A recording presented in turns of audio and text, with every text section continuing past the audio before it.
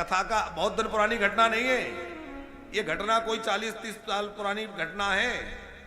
उन्होंने राम कथा की तैयारी की, सुंदर मंडप बना लिया, तमाम लोगों को निमंत्रण दे दिया और सारी व्यवस्था जम गई। रात में वो प्रेत आ गया, वो आके ऊपर बैठ गया। या तो ये कार्यक्रम निरस्त करो, ये कथा वथा तुम नहीं कराओगे, और नहीं तो मैं तुम्हें जो है अभी मार डालूंगा। तो उन्होंने कहा कि आखिर ऐसा क्यों चाहते हो? वो प्रेत ने कहा कि जीवन भर तुमने मुझसे काम लिया है, मैंने तुम्हारे काम इसलिए किए थे कि मरने के बाद मैं तुम्हें अपने पास ले जाऊंगा, तुम्हें भी भूत बनाऊंगा, और तुम राम कथा सुन के और यज्ञ अनुष्ठान करके भगवान के धाम को जाना चाहते हो।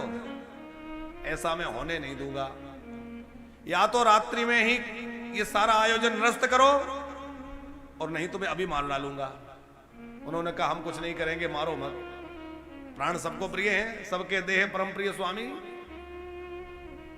उस प्रेत से बचने के लिए उन्होंने वो कार्यक्रम निरस्त किया, सब लोगों को वापस लौटा दिया, लगाया टेंट पंडाल हट गया, कथा नहीं हो पाई।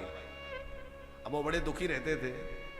एक बार कोई संत मिल गए, उनसे उन्होंने कहा कि मैंने एक प्रेत सिद्ध किया था, ऐसे ऐसे हुआ, और अब वो कोई भी अच्छा कर्म नहीं करने देता। उन्होंने कहा मेरे साथ चलो। वो उनको फिर अयोध्या जी ले गए, सरयू स्नान कराया, वहां उन्होंने मंत्रों से उनको अभिमंत्रित करके ऐसे स्थान में बिठाया जहां वो प्रेत उनको सताने ना आ सके। फिर उनको राम कथा सुनाई और फिर उनको जो है उस प्रेत से मुक्त कराया, और वह प्रेत भी बाद में मुक्त हो गया और इनको भगवत धाम की प्राप्ति हुई। ये बात हम इसलिए सुना रहे हैं कि जो भूत प्रेतों की उपासना करता है वो बाद में भूत प्रेत ही बनता है।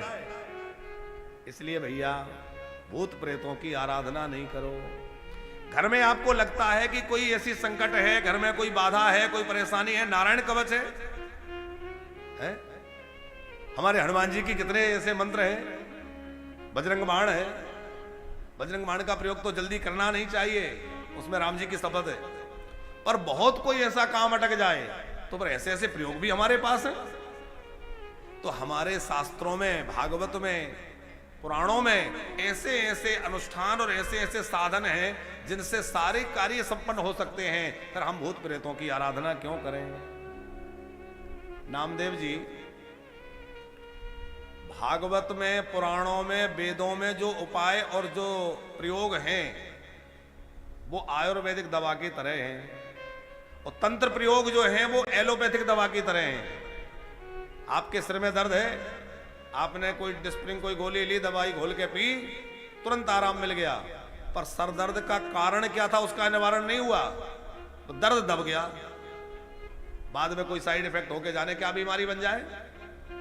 आयुर्वेदिक में समय तो लगेगा, धीरे धीरे ठीक होगा, लेकिन पूरी तरह मिट जाएगा, उसका रोग का कारण समाप्त हो जाएगा। ठीक उसी तरह भैया वेदोक्त मार्ग जो है इस पे चलने से थोड़ा समय तो लगता है, लाभ मिलने में लगता है कि पता नहीं कुछ होगा कि नहीं, धीरे धीरे लाभ होता है, लेकिन जब लाभ होगा तो स्थायी समाधान होगा। और तंत्र मंत्र के चक्कर में पड़ोगे तो लगे हाथ तो आपको परिणाम दिखेगा, लेकिन बाद में बहुत परेशानी में पड़ जाओगे। नारायण कवच बड़ा सिद्ध कवच है, सब लोगों को सिद्ध करके इसको घर में रखना चाहिए। कोई भूत प्रेत, कोई बाधा, कोई समस्या कोई घर में नहीं आएगी। अब इतने सारे फोन आते हैं, तमाम लोग कहते हैं महाराज जी घर में ये समस्या है, ये समस्या है, पर हमारे कॉलिंग सेंटर से बताया जाता है, लोग कह रहे हैं हमारे घर में ये परेशानी, हमारे घर में ये काम नहीं हो रहा है। यद्यपि हम ज्यादा चक्कर में इनमें पड़ते नहीं, पर लोगों की लगातार ये सब बातें सुन करके लगा कि भाई लोगों की भक्ति में मन हो, भक्ति में रुचि हो, इसके लिए तो कथा हो ही रही है, लोगों को ब्रजवास मिले इसका साधन हो ही रहा है। पर लोग जो है अपनी समस्याओं से निजात पाना चाहते हैं तो उनको भी शास्त्रीय समाधान मिले, वो यहां वहां भटके नहीं, उनको वैदिक मार्ग से उनका उपाय हो। उसके लिए हम लोगों ने यहां भी एक व्यवस्था ऐसी की है कि वैदिक पद्धति से उनके अनुष्ठान संपन्न कराए जाएं। किसी के घर में कोई बाधा है तो चाहे वो चंडी पाठ के द्वारा हो, चाहे वो हनुमान जी के जो विविध स्तोत्र हैं उनके माध्यम से हो, या भागवत में नारायण कवच आदि प्रयोग हैं, या पयोव्रत है उसका अनुष्ठान कराया जाए, या और अनेक प्रकार की विधियां जैसे गर्भ रक्षा के लिए उत्तरा की स्तुति है, आदि आदि कितने सारे इसमें उपाय हैं। बेटी के विवाह के लिए कात्यायनी का अनुष्ठान है, तो इस प्रकार से शास्त्र सम्मत वेदोक्त अनुष्ठान कराए जाएं ताकि व्यक्ति को जो लाभ मिले वो शाश्वत लाभ हो और उसको भटकना ना पड़े।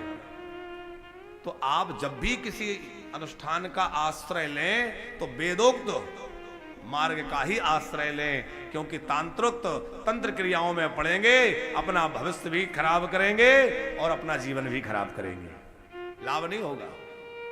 तंत्र मंत्र के चक्कर में बहुत ज्यादा पड़ना समीचीन नहीं है।